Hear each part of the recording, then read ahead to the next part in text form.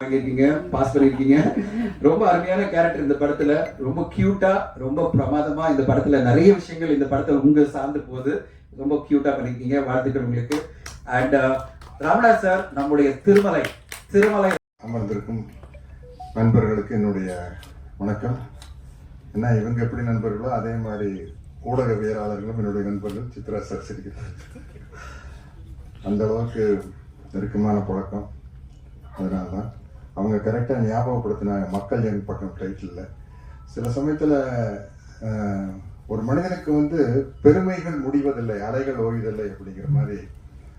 ஆக்சுவலாக மக்கள் என் பக்கம் அப்படிங்கிறது புரட்சி தலைவர் எம்ஜிஆருடைய படத்தோட டைட்டில். அவர் சிஎம் ஆகிட்டாரு, அதனால நடிக்கல. இப்போ என்கிட்ட இன்னும் என் செல்ஃபோனில் ஒரிஜினல் தினத்தந்தியில் முழு பக்க விளம்பரம் வந்தது, மக்கள் என் பக்கம்னு அந்த விளம்பரம் என்கிட்ட இருக்குது இன்னும். அப்போ பாலாஜி சார் படத்தில் நடிக்கிறதுக்கு புக்கான அப்போ என்ன டைட்டில் வைக்கலாங்கிறப்போ பாலாஜி சார் மக்கள் என் பக்கம்னு வைக்கலாம் சத்யராஜ். நான் சொன்னேன், சார் அது வாத்தியார் பட டைட்டில், அவர் கோவிச்சுக்கு போகிறாரு, நல்லா இருக்காரு சார் அப்படின்னு. அதுவும் இல்லாமல் அந்த டைட்டில் வைக்கிற அளவுக்கு தகுதி எனக்கு இல்லை சார். மக்கள் என் பக்கம்னா அது ஒன்றே அவருக்கு மட்டும்தான் பொருந்தும். இல்லை அண்ணங்கிட்ட நான் போய் வாங்கிட்டு வந்துடுறேன் டைட்டில். நான் ஜனவரி மாதம் 1ஆம் தேதி ஒவ்வொரு வருஷம் போய் அவர்கிட்ட ஆசீர்வாதம் வாங்கி 100 ரூபா வாங்கிட்டு வருவேன். நான் போய் கேட்டால் கொடுத்துருவார் அப்படின்னு போய் கேட்டிருக்காரு. அப்போ உண்மையிலேயே புரட்சி தலைவருக்கு எனக்கு எந்த பழக்கம் கிடையாது. அதுக்கப்புறம் தான் அவர் கூட பழக்க ஆரம்பிக்கிறேன். யார் ஹீரோன்னு கேட்டார். சத்யராஜ் வச்சுக்கங்களேன் அப்படின்ட்டாரு.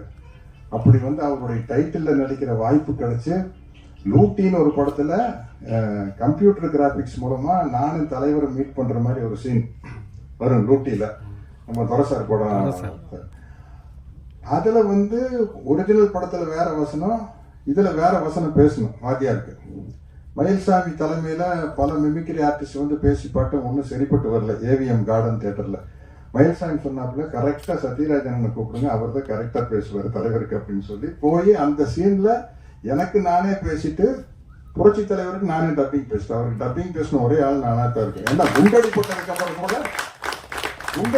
அப்புறம் கூட அவர் சொந்த குரல் தான் பேசினாரு. நிறைய வித்தியாசம் இருக்கு. காவல்காரன்ல பார்த்தீங்கன்னா பாதி படம், முக்காவாசி படம் ஒரிஜினல் வாய்ஸ்ல இருக்கும். ஒரு 2-3 சீன் தான் வேற மாதிரி வாய்ஸ்ல வரும் டப்பிங் பேசினேன்.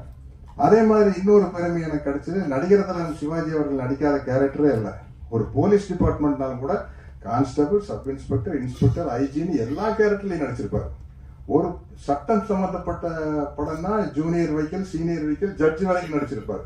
அவர் ஆசைப்பட்டு நடிக்க முடியாத ஒரே கேரக்டர் தந்தை பெரியார் கேரக்டர் தான். அதில் நடிக்கிற ஒரு வாய்ப்பு எனக்கு கிடைச்சிருச்சு. இன்னைக்கு என்னுடைய 6 நண்பன் விஜயகாந்த் நடிக்க வேண்டிய ஒரு கேரக்டர்ல நான் நடிக்கிறதுக்கான வாய்ப்பு கொடுத்தேன். தனஞ்சயன் சாருக்கும் விஜய் மக்கள் அவர்களுக்கு, என்னுடைய டைரக்டருக்கு என்னுடைய மனமார்ந்த நன்றி தெரிவிச்சுக்கிறேன். ஏன்னா அவ்வளவு நட்பு. விஜயகாந்த் சாரை பத்தி நான் பேசுனா அன்பு நண்பன் விஜயின் தான் விஜயின் தான் கூப்பிடுவேன். எங்களுக்குள்ள நடந்த காமெடிகள் தான் அதிகம். அது பேசினப்ப இந்த மாதிரி ஒரு புக்கே எழுதலாம். அப்போ நீங்க அவர் திரையில வீரமா பார்த்திருக்க ஒரு புரட்சி கலைஞர். அதை தாண்டி எங்களுக்குள்ள நடந்த காமெடிகள் அளவிட முடியாத காமெடி. அதை மட்டுமே ஒரு புக்கா எழுதணும்னு ஆசைப்படுறேன். இந்த படத்தை பொறுத்த வரைக்கும் தனஞ்சயன் சார் என்ன அந்த குழந்தையே நீங்க தான் சார். அவர்கிட்ட பாருங்க, அவர் முகத்துல பாருங்க, அந்த குழந்தையே நீங்க தான் சார் ஒரு முகம் வச்சிருப்பாரு. நம்ம சக்தி சிதம்பரம் டைரக்டர் சக்தி சிதம்பரம் சொல்லுவாரு, இந்த அப்பாவியா மூஞ்சி வச்சுட்டு அதுக்கு பேர் முரளி ஃபேஸ் அப்படிம்பாரு. நம்ம இதய முரளி இருக்காருல்ல சார், இந்த முரளி ஃபேஸை வச்சு ஏமாத்தாதீங்க சார். அந்த மாதிரி தனஞ்சயன் சார் அந்த குழந்தைய நீங்க தாங்க சார் மாதிரி ஒரு முகம். அவர் கேட்டாருன்னா கண்டிப்பா ஒத்துக்கிட்டு தானோ. விஜய் மில்டன் டைரக்டர் அப்படின்னு நான் கோலி சோடா படம் பார்த்துருக்கிறேன். உடனே சரின்னு சொல்லிட்டேன். எனக்கு உண்மையிலேயே இது அவர் கேப்டன் நடிக்க வேண்டிய கேரக்டர் தான் நான் நடிக்கிறேன்னு எனக்கு தெரியாது. ஒன்றும் கதையே கேட்கல. விஜய் மில்டன் ஓகேன்னு சொல்லிட்டேன். அப்புறம் எனக்கு தம்பி விஜய் ஆண்டனி கிட்ட ஒரு ரொம்ப கம்ஃபர்டபுள் ஸ்பேஸ். அவர் கூட நடிக்கிற 3வது படம் இது. சினிமாவை தாண்டி நிறைய விஷயங்கள் விவாதிப்போம். வாத்தியார் பாட்டு மாதிரி உன்னை எறிந்தால் நீ உன்னை எறிந்தால் உலகத்தில் போராடலாம், உயர்ந்தாலும் தாழ்ந்தாலும் தலை வணங்காமல் நீ வாழலாம்ங்கிறதுக்கு சிறந்த உதாரணம் விஜய் ஆண்டனி அவர் தான். அவருடைய பிளஸ் பாயிண்ட் என்ன மைனஸ் பாயிண்ட் என்ன கிளியரா தெரியும். அதுதான் அவருடைய என்ன லைஃப்ல அது ரொம்ப முக்கியமான விஷயம். இன்னைக்கு நான் இந்த ட்ரைலர், டீசர் இதெல்லாம் பார்த்துருக்கப்புறம் உண்மையிலேயே மிரட்டிட்டாரு sir. Music director sir, super sir, ரொம்ப. அதே மாதிரி போட்டோகிராஃபி என்ன எனக்கு வித்தியக்காகவே தனியா ரூம் போட்டு யோசிக்கிறாங்கன்னு நினைக்கிறேன்.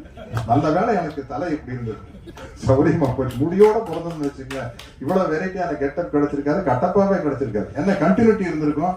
சார் மொட்டை அடிக்கணும் அப்படின்னா, சார் 10 கூட கண்டினியூட்டி சார், அதெல்லாம் மொட்டையில அடிக்க முடியாது சார் சொல்லி அந்த கேரக்டரை கிடைக்காம போயிருக்கு. அது இல்லாம இருந்ததுன்னு நல்லதா போச்சு. சில விஷயம் சில மைனஸ் தான் பிளஸ்ஸா இருக்கும்.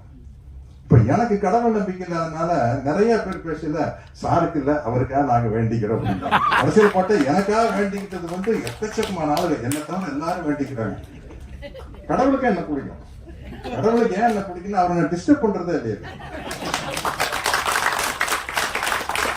அப்ளிகேஷனா போடுறது, ஏன் படம் ஓடணும், ஏன் படம் ஓடணும், ஏன் படம் ஓடணும். அந்த ஆள் என்ன செய்வாரு, 2 பேர் எலெக்ஷன் நிக்கிறாங்க, 2 பேர் போய் பூ தேங்காய் பழத்தோட போய் சாமி நான் தான் ஜெயிக்கணும் அப்படின்னு அந்த கன்ஃபியூஸ் ஆயிருப்பாரு. யாரோ ஒருத்தர் தான் ஜெயிக்க முடியும், அதுதாங்க இயல்பு.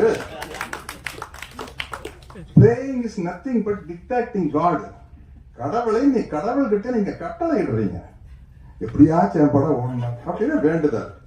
எப்படியாச்சும் என் படம் ஓடணும், 2 ஒண்ணுதான், டயலாக் ஒண்ணுதான். எப்படியாச்சும் என் படம் ஓடணும் அப்படிங்கிறதா, பாடி லாங்குவேஜ் தான் வேற. அப்போ கடவுளுக்கு வந்து என்ன கோபம் வரும்னா, டே நீ யாரா என்ன கரெக்ட் பண்றதுக்கு, எனக்கு தெரியாதா உனக்கு என்ன கொடுக்கணும், உனக்கு என்ன நடக்கும்ட்டு. அவன் பாருங்க சத்யராஜ் பாருங்க, அவன் பாட்டுக்கு போயிட்டே இருக்க, ஏதாச்சும் நம்மளை டிஸ்டர்ப் பண்றானா, எனக்கு டிக்டேஷன் கொடுக்குறானா, கமெண்ட் பண்றானா, என் மேல தப்பு கண்டுபிடிக்கிறான. பிரேயன் தப்பு கண்டுபிடிக்கிறதா, நீ செய்யறது சரியில்லைப்பா, இப்படி செஞ்சிருக்கணும் அப்படிங்கிறது கடவுள் மேல தப்பு கண்டுபிடிக்கிற மாதிரி. அதனால வந்து எனக்கு அவரு என்ன என் மேல அவருக்கு ரொம்ப சரியா இந்த எல்லா படத்தையும் புகழ்ற மாதிரி இந்த படத்தை புகழ்றேன்னு நினைச்சுக்காதீங்க. உண்மையிலேயே உங்களுக்கே தெரியும், இந்த படத்தினுடைய டீசர் ட்ரெய்லர் அதெல்லாமே தெரியுது இல்லைங்க. என்னமோ காலையில கிளம்பி போய் பாப்பா தூக்கி தலையில வச்சு நடிக்க போயிடுது, ஒண்ணுமே தெரியுது இல்ல. இந்த சஜஷன் சொல்லிட்டு இருப்பாங்க, அது ஒரு காலத்துல ஆபாவனம் அரவிந்த் ராஜெல்லாம் வந்து இன்ஸ்டியூட் பசங்க எல்லாம் வந்ததுக்கு அப்புறம் அப்ப பசங்க ஓவர் த ஷோல்டர் ஷாட் இல்ல, ஓஎஸ்எஸ் தாய்நாடு நடிக்கல, ஓஎஸ்எஸ் யாருக்கிட்ட போய் கேட்கு, இந்த பக்கத்து ஃப்ளோர்ல ஏவிஎம்ல விஜயகாந்த் இருந்தார், விஜய் நீங்க தான் ஏற்கனவே இங்க நடிச்சிருக்கீங்களா, அது என்ன ஓஎஸ்எஸ் எனக்கு அப்படித்தாங்க சத்யராஜ், முதல்ல பெரிய கன்ஃபியூஷன், அது ஒண்ணும் இல்லைங்க சஜஷன் ஷாட் சத்யராஜ், அதை போய் இவங்க பெரிய பிரச்சனை ஆக்கிட்டாங்க. அந்த மாதிரி இன்னைக்கு சினிமா வந்து மாறிக்கிட்டே இருக்குது, புது புது விஷயங்கள் வந்துட்டு இருக்கு. நான் இந்த சினிமால டிராவல் ஆகிறதுக்கு காரணம் வந்து மழை பிடிக்காத மனிதன் மாதிரி நான் வந்து பிக்சேஷன் பிடிக்காத ஒரு மனிதன். இந்த நேரத்துக்கு எதுவும் அதுதான் இப்படி கூட சொல்ல, லட்சியம் பிடிக்காத மனிதன். என்ன குறிப்பிட்டு இப்படி போறதா, அந்த பக்கம் கதவு இருந்தா அப்படி போறது, அங்க சேவர் இருந்தா லெப்ட்ல கட் பண்ணி பாரு, ஆனா அங்க ஒரு கதவு இருக்குப்பா, அப்படி நமக்கு எப்படியோ வெளியில போனா தான் முக்கியம். அதனால எப்படியோ வாழ்ந்தாகணும் அப்படிங்கிறதா. கொஞ்ச நாளைக்கு பிடிவாதமா அந்த வில்லனா நடிக்கூடாது. இப்ப பார்த்தா பகத் பாசில் ஒரு பக்கம், எஸ் ஒரு பக்கம் அடிச்சு பின்றாங்க. ஓ வில்லனா நடிச்சோம்னா தான் நம்ம நல்ல நடிகர் பேர் வரும் போது இல்ல, அதுலதான் ஆக்டிங் ஸ்கோப் அதிகம். பட் அதுக்கு தகுந்த மாதிரி ஒரு வில்லன் கேரக்டர் வேணும். எனக்கு என்ன பிரச்சனைனா, ஒவ்வொருத்தருக்கும் ஒரு ட்ரேட்மார்க் இல்ல, ட்ரேட்மார்க் இருக்கும். இப்ப விஜயகாந்த் சார் படத்துல போட்டு செவத்தில் ஏறி வரைக்கூடாதுன்னா எப்படி, ரஜினி சார் படத்துல வந்து ஸ்டைல் பண்ணக்கூடாதுன்னு எப்படி, அது மாதிரி சத்யராஜ்னா நக்கல் நையாண்டி லொல்லு இருக்கணும். இது வில்லனா நடிக்கையில் இது இருக்கணும்னா 2 பேர்த்துக்கிட்ட இருந்து லைசன்ஸ் வேணும். ஒன்னு டைரக்டர் கிட்ட இருந்து வேணும், இன்னொன்னு ஹீரோ கிட்ட இருந்து வேணும். ஹீரோ முகம் சொல்லிச்சா டைரக்டருக்கு பெரிய கன்ஃபியூஷன் ஆயிடுது. அதனாலதான் வில்லனா நடிக்கிறது பெரிய கஷ்டமா இருக்குது. இந்த பவர்ஃபுல்லா இருந்தா நடிக்கலாம் இது மாதிரி, அதுல ஒன்றும் சிக்கல் இல்லை. இப்போ நடிக்கிறேன். அது மாதிரி வந்து எனக்கு பலவிதமான கேரக்டர் வந்து ஏற்கனவே கொடுத்த டைரக்டர்களுக்கு தான் நான் நன்றி சொல்றேன். பி வாஸ் சாருக்கு, மணிவண்ணன் சாருக்கு, பாரதி ராஜா சாருக்கு. என்ன இப்ப நான் ஒரு ஹிந்தி படம் இன்னைக்கு 7ஆம் தேதி வந்து வெப்பன் ஒரு படம் வருது, அதுல வந்து ரொம்ப டஃப் கேரக்டர். அதே ஜூன் 7 முஞ்சியா அப்படின்னு ஒரு ஹிந்தி படம், அதுல ஃபுல் காமெடி, கிட்டத்தட்ட தம்பி வடிவேலு பண்ற காமெடி கேரக்டர். நான் அவங்க வீட்டு கேட்டேன், ஏங்க சவுத் இந்தியாவில் தான் சத்யராஜ் தெரியும், உங்களுக்கு எல்லாம் வெறும் கட்டப்பாவத்தான் தெரியும், இதெல்லாம் இங்கிலீஷ்ல பேசுறேன், உங்களுக்கு கட்டப்பாவத்தான் தெரியும், நீங்க எப்படி எனக்கு வந்து அதாவது காமெடியனா இருந்து டஃப் ஆகிறது இல்ல, ஃபுல்லாவே காமெடி. வடிவேலுக்கு பதிலாக நான் நடிச்சேன் எப்படி இருக்காங்க எப்படிங்க அப்படின்னா, அவங்க எப்போ எடுத்த என்னுடைய படத்துல பாட்டு சார், அதுல பயங்கரமா காமெடி ஒர்க் அவுட் ஆயிருந்தது சார், அதனாலதான் அப்படின்னு சொல்லிட்டு பாருங்க ஜூன் 7 வருது விஜய் ஆண்டனி சார், ஃபுல்லாவே காமெடி. ஆமா, அப்படி பல விதமா இந்த அள்ளி தெளிச்ச பி. வாஸ் அவர்களுக்கும், மணிவண்ணன் அவர்களுக்கும், பாரதி ராஜா அவர்களுக்கும், பாசில் அவர்களுக்கும், ஜோஷி போன்ற இயக்குநர்களுக்கும், குருதனபாதுக்கும், எஸ். பி. முத்துராமன் சாருக்கும் நான் நன்றி சொல்லிக்கிறேன். ராஜேஷர் சார் தகடு காக்கி சட்டையெல்லாம் அவர் தான் சொன்னார். இப்படி பல சத்யராஜை காட்டி வச்சனால்தான் இன்னைக்கு விஜய மில்டன் சார் மாதிரி ஆளுகள்லாம் எங்கிட்ட, புது இயக்குநர்கள்லாம் எங்கிட்ட வர்றாங்க. அதனால அவர்களுக்கும் நன்றி கூறி, இன்றும் என்னை அரவணைத்து அழைத்து சென்று கொண்டிருக்கும் இந்த இன்றைய திரையுலகத்திற்கும் நன்றி கூறி விடைபெறுகிறேன். வணக்கம். 3 படம் வந்து நீங்க நடிக்கீங்களா இல்லையா ஒரு சின்ன தெளிவு வேணும். முதல் படம் இந்த என்னமா கண்ணு, உங்க ஃபேமஸான வசனம், ரஜினி சார் கூட நடிக்கீங்களா? ஏன்னா நீங்க சிவாஜி படத்திலேயே அதுல வில்லனா நடிக்க மாட்டீங்கன்னு சொன்னீங்க அப்படின்னு ஒண்ணு. அப்புறம் இந்தியில சல்மான் கான் வில்லனா நடிக்கீங்களா? அப்புறம் முக்கியமா கருப்பு சட்டை போட்டுருக்கீங்க, நீங்க அந்த காவி சட்டைக்காரர் நடிக்க போதா இந்தியா முழுக்க ஒரு பேச்சு இருக்க நடிக்கீங்களா? இந்த 3க்கு விளக்கம் போதும். இன்னும் ஏதாச்சும் கேள்வி இருக்கா? பாருங்க, எல்லாம் என்னன்னா இன்னைக்கு இருக்கிற கார்பரேட் கம்பெனில ஒவ்வொரு விஷயம் அவங்க தான் சொல்லணும். இல்ல தனஞ்சயன் சார், அவங்க தான் அனௌன்ஸ் பண்ணணும். அதனால ஊடகமா சொன்ன நீங்க ஏதாச்சும் கிசு மாதிரி எழுதிக்கலாம் மொழிய, ஏன் வாயிலிருந்து வரக்கூடாது அப்படிங்கிற மாதிரி அக்ரிமெண்ட் இருக்குது. அதனாலதான் இந்த கேள்விகளுக்கு பதில் சொல்ல முடியறது இல்ல. இந்த கூலி வந்துருச்சு இன்னைக்கு ஆன் போர்டு இல்ல சார்? ஆமா, கூலியில ரஜினி சார் படம் நடிக்கிறேன். அது வந்து அவங்க அனௌன்ஸ் பண்ணிட்டாங்க. மீதி கேள்விகளுக்கெல்லாம் அவங்க தான் சொல்லணும். நானா முந்திரி கொட்ட மாதிரி சொல்ல இல்ல, அக்ரிமெண்ட் இருக்குது. அவங்க தேவையில்லாம நம்ம மேல கேஸ் போட்டிருப்பாங்க. அதுக்காக சொல்றேன். எதுங்க, அதுதான் அக்ரிமெண்ட். அதுதான் அக்ரிமெண்ட். இல்ல, அவங்க சைடுல இருந்து வரணும் அப்படிங்கிறது அவங்களுடைய அக்ரிமெண்ட்.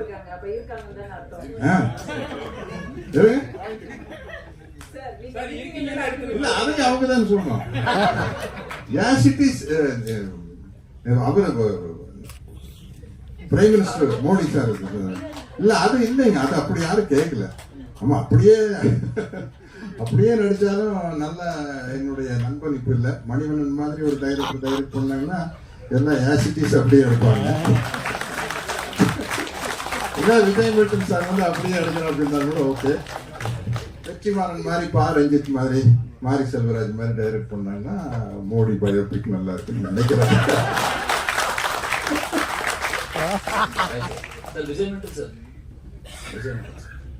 விஜய் மில்டன் சார் சமீப நாட்கள் நிறைய